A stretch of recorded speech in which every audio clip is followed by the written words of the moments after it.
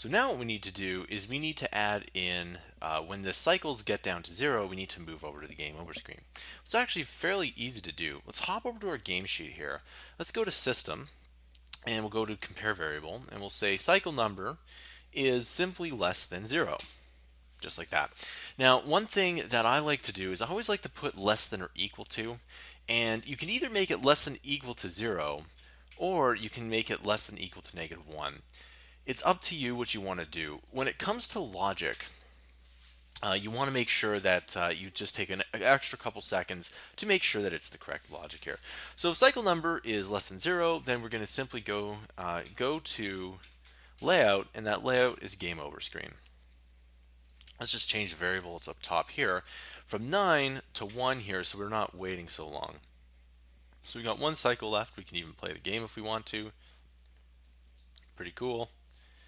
Everything looks kind of nice. And then we got 0. And then you have, it's up to you whether you want to actually have that 0 or not. See if I get it. There we go. I got it again. Okay. So you see there, it goes back to game over. Now, there's a problem. And that problem here is that there isn't any buttons, okay?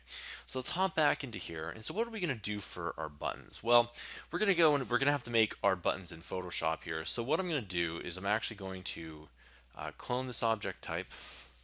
And I'm just going to undo that here. I'm going to paste it in there.